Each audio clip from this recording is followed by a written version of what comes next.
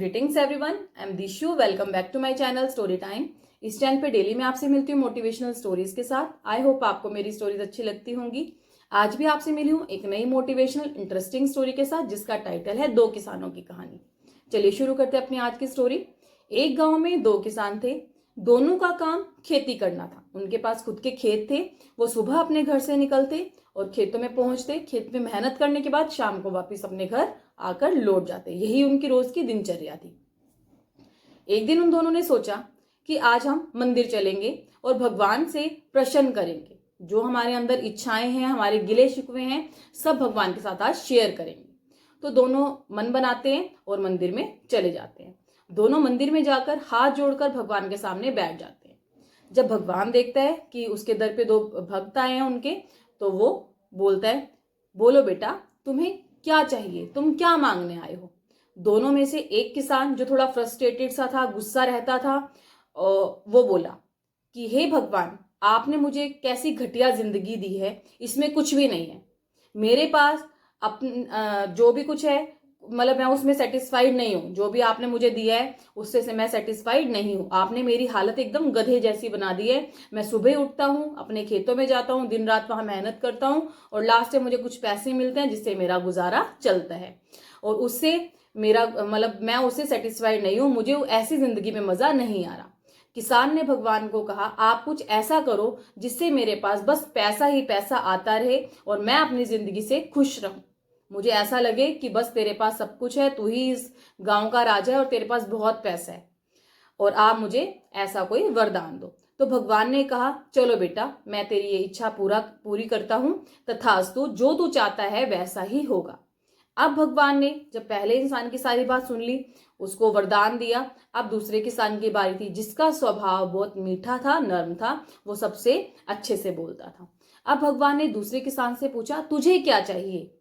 तो दूसरा किसान बोला, भगवान, आपने मुझे सब कुछ दिया है, मेरे पास किसी चीज की कोई कमी नहीं है, मैं आपसे क्या मांगू।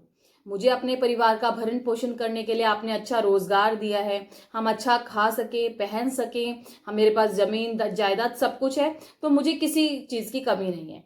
बस आप मेरी हेल्प इसमें कीजिए, अगर मेरे घर पे या मेरे गेट पे, मेरे दरवाजे पे कोई व्यक्ति किसी मदद के लिए आए, भूखा प्यासा आए, तो मैं उसकी मदद कर सकूं। मुझे इतना काबिल बना दो कि अगर मेरे दर पे कोई आ रहा है मेरे से मदद मांगने, तो मैं उसकी मदद करने में समर्थ रहूं। मेरे पास इतनी पावर हो कि मैं सामने वाले की मदद किसी भी हालत में कर सकूं। तो भगवान ने कहा, जैसा तुम चाहते हो वैसा ही होगा। अब भगवान ने उन दोनों की इच्छाएं सुन ली। ऐसे ही समय बीतता गया। दोनों का उसी गांव में दोबारा जन्म हुआ। अब जिस किसान ने भगवान को कहा था कि मुझे इतना धन दो, बस मेरे को मिलता ही रहे, मैं कभी खाली ना रहूं, मेरे पास धन आता ही रहे, आता ही रहे, और मुझे किसी को देना भी ना पड़े और बहुत अमीर बन जाऊं, मेरे पास पैसा आता ही रहे। तो भगवान ने उसको भिखारी बना दिया। उस गांव में जब उनका जन्म हुआ, तो पहला किसान जो फ्रस्ट्रेटेड सा रहता था, उसको भिखारी बना दिया, और दूसरा आदमी जिसने ये कहा था कि मेरे पास आपका दिया हुआ सब कुछ है, मेरे पास किसी चीज की कमी नहीं है, 2 रोटी मुझे रोज मिल जाती है, मैं खा लेता हूँ, मेरा घर का गुजारा अच्छे से हो रहा है अपनी खेती करने से, तो बस आप मुझे इतना समर्थ बना दो कि मेरे से अगर कोई मदद मांगने आ रहा है तो मैं उसकी मदद करने में समर्थ रहूं। और जो दूसरा व्यक्ति था, भगवान ने उसको इतना अमीर बना दिया, इतना धनवान बना दिया कि वो अपने साथ साथ दूसरे व्यक्तियों की भी, जो जिसको लगता था कि इसको मदद की जरूरत है, उसकी मदद कर सके। अब क्या था अब क्या था, भगवान ने दोनों की इच्छाएं पूरी की। अब जिसको बार बार पैसा चाहिए था, वो अपनी जिंदगी से खुश नहीं था, उसको भगवान ने भिखारी बनाया कि तेरे पास तो आता ही रहेगा धन, जो भी आएगा तेरे को देकर जाएगा। और दूसरा व्यक्ति जिसने कहा था मुझे किसी चीज की कमी नहीं है, बस मुझे इतना समर्थ बनाओ मैं दूसरे व्यक्तियों की मदद कर सकूं, उसको भगवान ने अमीर बनाया कि वो दूसरे लोगों की मदद करके उनको अच्छा मतलब खाने को दे सके, उनकी मदद किसी भी वे में कर सके।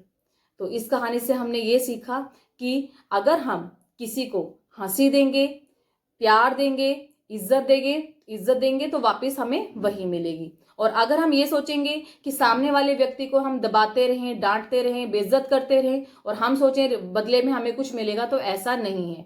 पैसे की वैल्यू अपनी जगह है और अपने बर्ताव की वैल्यू अपनी जगह है। अगर हम जो सामने वाले को देते हैं वापस हमें वही मिलता है। पैसे की वैल्यू है, लेकिन तब तक जब तक हमारा उससे काम चल रहा है। ये नहीं है कि हम ये सोचते रहे कि इतने पैसे हैं, इसमें क्या होगा, और पैसे आने चाहिए, हम अपने अंदर लालच रखें, तो वो लालच हमारा कभी खत्म नहीं हो सकता है। हमें इतना मिल जाए कि हमारा जो भरण पोषण है, हमारा जो काम है, वो अच्छे से चलता रहे। ये नहीं सोचना चाहिए कि ना मैं तो किसी की मदद भी ना करूं और पैसे मेरे पास आते ही रहें आते ही रहें। अगर आप पैसा चाहते हो तो आपके अंदर ये भावना भी होनी चाहिए कि अगर आपके पास कुछ है तो आप उससे सामने वाले व्यक्ति की भी, जिसको जरूरत है, जो नीडी पर्सन है, उसकी भी मदद कर सको। तो हमें अपना मन, अपना जो हृदय है वो इस तरह का रखना चाहिए कि वो नरम स्वभाव का हो और हम उससे अपने साथ साथ दूसरों का भी कुछ फायदा कर सके। ये नहीं सोचना चाहिए अगर मैं अमीर हो गया हूं तो बस मेरे पास ही पैसा है, सामने वाला कुछ भी नहीं है। तो हमें जिसकी मदद जिस रूप में हम कर सकते हैं हमें करनी चाहिए। आपको मेरी आज की स्टोरी कैसी लगी कमेंट के थ्रू मुझे बताना। कल मिलूंगी आपसे एक नई मोटिवेशनल स्टोरी के साथ। Thank you.